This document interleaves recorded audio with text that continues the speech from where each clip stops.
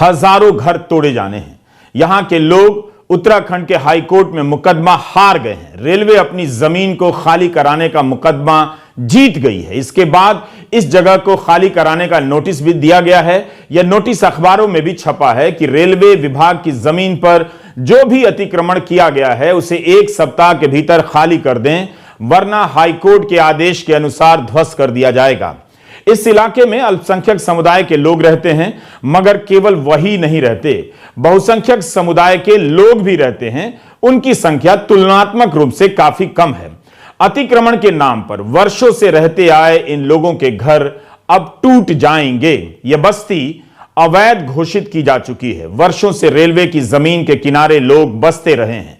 इन्हें केवल अतिक्रमण के नजरिए से देखा जा रहा है, एक कानूनी समस्या के रूप में, जिसका समाधान केवल अदालती आदेश ही लगता है। इसलिए अब इनके घरों को तोड़ा जाना रुक नहीं सकता और लोगों को गलत नहीं लगेगा। लेकिन जिनके घर तोड़े जाएंगे, जो बेघर हो जाएंगे, उनका क्या होगा?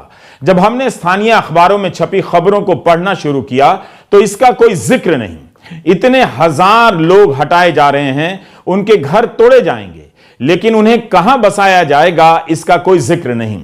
यहां के लोग चाहते हैं कि उनकी आवाज सुनी जाए, इसलिए कभी कैंडल मार्च कर रहे हैं तो कभी धरना प्रदर्शन।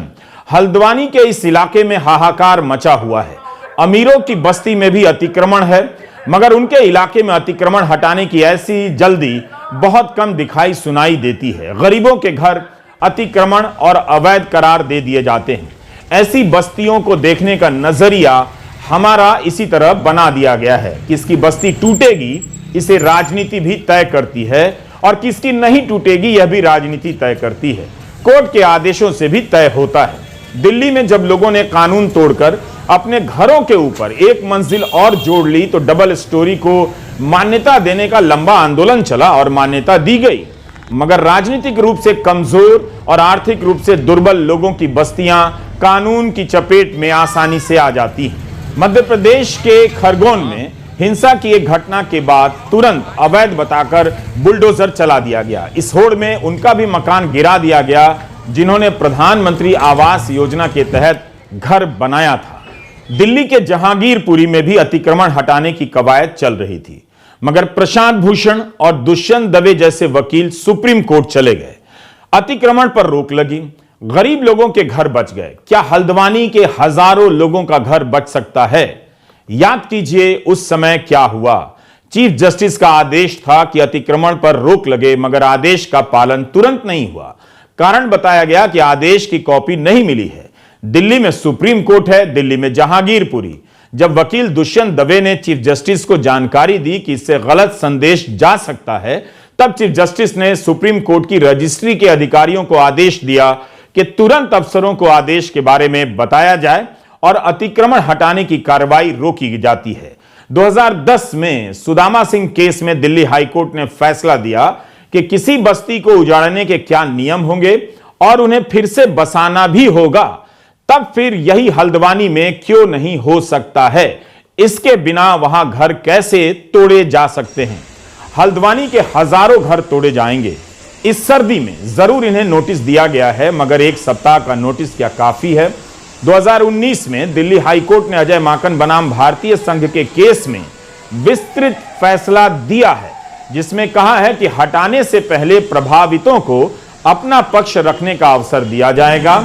हमें लगता है कि उत्तराखंड के मामले में दिया गया है। सभी प्रभावित लोगों को नोटिस जारी करना होगा, यह अजय माकन केस में कहा गया है, जो पर्याप्त हो और तर्क संगत हो। यह भी बताना होगा कि कहां और कितने समय में बसाया जाएगा। खराब मौसम या रात के वक्त किसी को नहीं हटाया जाएगा। कड़ाके की सर्दी में रेलवे की जमीन पर बने इन घरों को तोड़ा जाएगा तो हजारों लोग इस वक्त कहां जाएंगे? दिल्ली हाईकोर्ट के आदेश के हवाले से क्या यह सवाल हल्द्वानी के मामले में जायज नहीं है कि इन लोगों को बताना होगा कि कहां और कितने समय में बसाया जाएगा? अतिक्रमण के साथ केवल उजाड़ने के सवाल नहीं है, फिर से बसाने के भी सवाल हैं। उनका क्या इंतजाम हुआ है? बरसों से बसे ये मोहल्ले अब ध्वस्त कर दिए जा सकते हैं। गरीब और मेहनत मजदूरी और अपना कारोबार करने वालों की जीवन भर की पूंजी मिट्टी में मिल सकती है। हल्द्वानी के इन घरों की किस्मत दिल्ली के जैसी नहीं लगती। दिल्ली की अवैध बस्तियों को नियमित करने की लंबी राजनीति चली। यह राजनीति इसलिए चली कि लाखों लोगों के वोट चाहिए थे। यहां किसी को अतिक्रमण और अवैध बस्तियों को हटाने की चिंता नहीं हुई, बल्कि खुद मोदी सरकार ने 2019 में 1731 अवैध कॉलोनियों को नियमित करने के लिए संसद में कानून पास किया, ताकि इन बस्तियों के लोग अपने मकानों की रजिस्ट्री करा सकें। दावा किया जाता रहा कि यहां रहने वाले 40 लाख लोगों को पट्टे दिए जाएंगे। यही किस्मत हल्द्वानी के इन मकानों की क्यों नहीं हो सकती है? यह कैसा इंसाफ है कि एक तरफ 40 लाख लोगों की बस्तियों को तोड़ा नहीं जाता है, उन्हें अवैध से वैध कर दिया जाता है, और एक तरफ हल्द्वानी में हजारों लोगों के घर तोड़े जाने के कगार पर हैं। बल्कि मेरी राय में दिल्ली में बहुत अच्छा हुआ कि अवैध बस्तियों को तोड़ा नहीं गया। इतने लोग कहां जाते? इसलिए मेरा सवाल है कि हल्द्वानी में इतने लोग कहां जाएंगे? क्यों इनके मकान तोड़े जा रहे हैं? गरीबों की आवाज राजनीतिक स्तर पर क्यों नहीं सुनी जा रही है? यह साधारण मामला नहीं है। 4000 मकान तोड़े जाएंगे। इसी तरह गुरुग्राम में याद कीजिए, खोरी गांव में क्या हुआ? 5000 घर तोड़े जाने थे। जंगल की जमीन पर लोगों ने घर बना लिए। यह मकान भी सुप्रीम कोर्ट के आदेश से ही तोड़े जाने थे, मगर कोर्ट ने पूरा ध्यान रखा कि इन लोगों को कहीं और भी बसाया जाए। स्थायी मकान बन जाने से पहले अस्थायी तौर पर रखा जाए, किराया दिया जाए। ऐसी जगह हो जहां पर घर मिले तो पानी हो, शौचालय हो और बिजली की व्यवस्था हो। इसके लिए फरीदाबाद नगर निगम से कहा गया कि कब तक यह काम होगा, हलफनामा दीजिए। जिन लोगों को घर मिला वे फिर सुप्रीम कोर्ट जा सके कि घर रहने लायक नहीं है।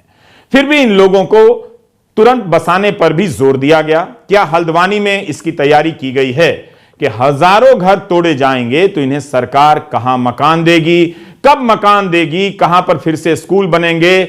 जिनके स्कूल टूटेंगे वे बच्चे कहां पढ़ेंगे? 2017 में भी हाई कोर्ट ने रेलवे की जमीन पर बसी इस बस्ती को तोड़ने के आदेश दिए थे, हल्द्वानी में ही।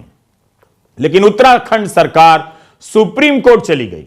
इस वक्त उत्तराखंड सरकार सुप्रीम कोर्ट क्यों नहीं जा सकती है? उस वक्त सुप्रीम कोर्ट ने हाई कोर्ट के आदेश पर रोक लगा दिया। हल्द्वानी की रेलवे की जमीन पर बसे इन घरों में रहने वाले लोगों की नींद उड़ गई है। वे मीडिया चिल्ला रहे हैं, धरना प्रदर्शन कर रहे हैं, चाहते हैं कि दिल्ली तक उनकी आवाज पहुंचे, लोगों की नजर पहुंचे। यह मामला सिर्फ अल्पसंख्यक समुदाय का नहीं है।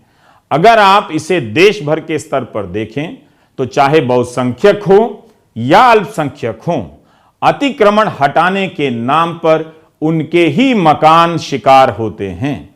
अमीर लोगों के मकानों में इस तरह की एक मुश्त कार्रवाई आपको बहुत कम नजर आएगी। उनके मसले को, हल्द्वानी के लोग यही चाहते हैं कि उनके मसले को मानवीय आधार पर देखा जाए। पहले के अतिक्रमण पर जो रोक लगाई गई है और फिर से बसाने की जो व्यवस्थाएं हैं, जो आदेश हैं, उसके आधार पर भी देखा जाए।